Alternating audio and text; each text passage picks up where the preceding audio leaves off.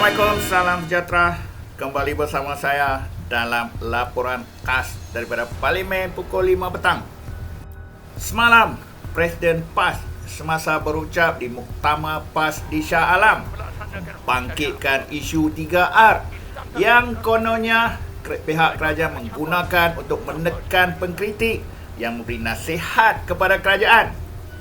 Hari ini di Dewan Rakyat, Ahli Parlimen Pagoh Muhyiddin Yassin membangkitkan mengenai isu 3R ini yang kononnya tidak adil kepada mereka sebagai pembangkang. Duduk di sana, tapi saya tak pernah dengar dalam sejarahnya Ketua Polis Negara mengatakan tak boleh sebut soal 3R.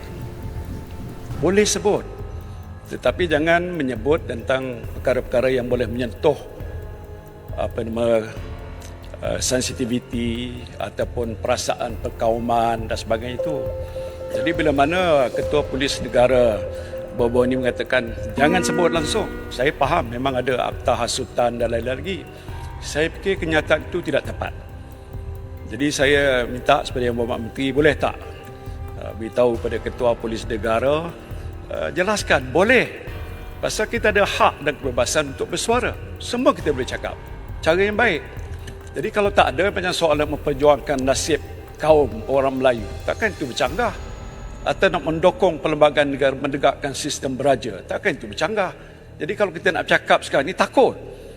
Pasal pihak polis yang saya diberitahu tidak ada SOP. Jadi siapa sebut kita panggil. Dan saya dah 5 kali kena panggil. Padahal saya tidak mengacu sesiapa. Dan dijawab oleh Menteri Dalam Negeri Saifuddin Nasution Ismail dengan memberikan contoh-contoh bagaimana ucapan yang boleh dikategorikan sebagai menyentuh 3R. Ketua Polis Negara dikatakan mengeluarkan kenyataan tak boleh bercakap tentang 3R. Tuan Sri, nak cakap tentang bangsa kita, kasih sayang pada bangsa, bangsa mesti rajin, bangsa mesti terus maju, tingkatkan martabat dan kemuliaan, tak ada siapa, tak ada salah apa-apa pun. Yang tak boleh apa? Yang tak boleh kalimah macam ini. Mengundi Pakatan Harapan adalah bahaya kerana Pakatan Harapan menaja kumpulan Yahudi. Dia bercakap tentang Malaysia sekarang dalam kumpulan tu, dan doa dia dan macam-macam cara nak minta supaya Malaysia jatuh ke tangan pihak pembangkang yang menaja kumpulan Yahudi dan juga Kristian. Bagi saya ini bahaya. 17 bulan 11 2022 5 petang, aduan telah dibuat di atas ucapan Pagoh dalam ceramah Mega PN Best 16 bulan 11 2022 di Padang Bukit Mo, Parit Jawa. Yang ini disebut. Jadi polis terpaksa buka siasatan sebab ada aduan. Apa kalimahnya? Nak cakap tentang bangsa Melayu, Islam agama yang suci, murni, silakan. Ya. Kalau polis siasat atas ini, Tan Sri dipanggil lah. Tak adalah hina dipanggil ke balai polis, tak ada apa. Bagi kenyataan 112 ambil. Itu aja. Dan ini pula ucapan dan kenyataan oleh Presiden PAS Abdul Hadi Awang yang juga ahli Parlimen Marang yang menyentuh isu 3R. Sepanjang 22 bulan memerintah, Pakatan Harapan telah merungkai perlembagaan persekutuan. Buang Islam, cabar hak istimewa orang Melayu. 22 bulan saya dengan Pagoh sama-sama dalam kerajaan.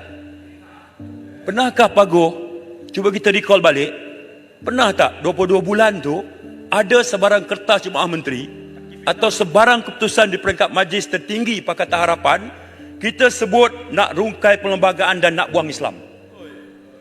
Tak ada. Tapi ini diungkap. Oleh kerana itu aduan dibuat.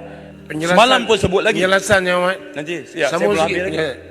Penutup muktamar Marang sebut lagi.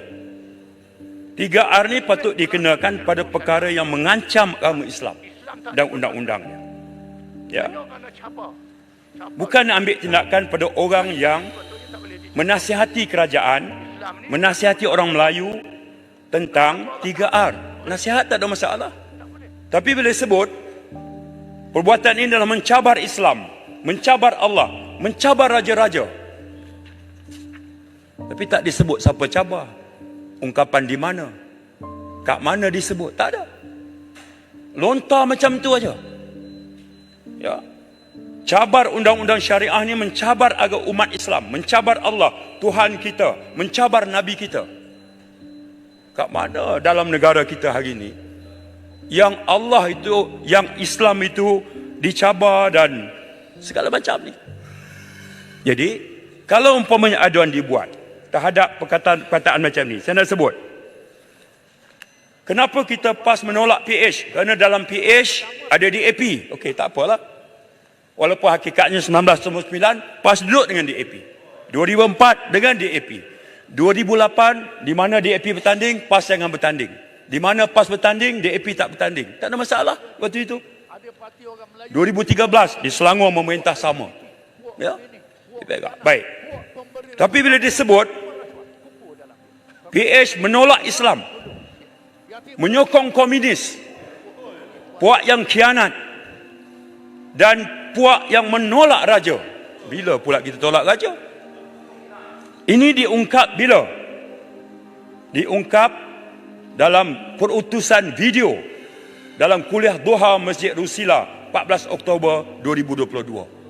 Jadi terpaksa aduan dibuat dan disiasat.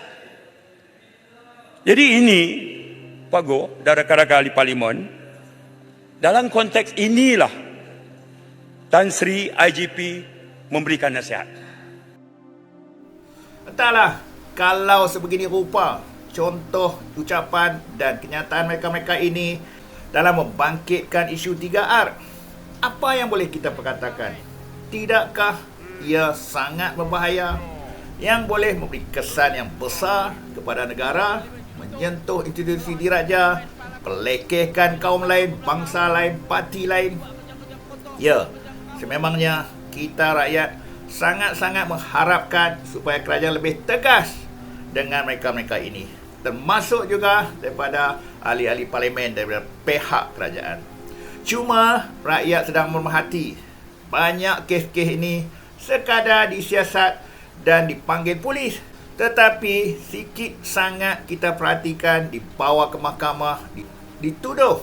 Apa yang kita lihat hanyalah rakyat-rakyat marhen, tetapi tidak kepada pemimpin-pemimpin agung seperti Hadi Awang dan Muhyiddin Yassin ini. Kita harapkan kerajaan supaya lebih tegas dan telus dalam menghadapi isu 3R ini yang melibatkan pemimpin-pemimpin. Sekian daripada saya untuk ulasan khas Parlimen petang ini. Teruskan membantu channel saya dengan membeli dan menghadiahkan super thanks. Dan jangan lupa untuk share, like dan subscribe untuk mereka yang belum. Sekian, terima kasih. Wassalam.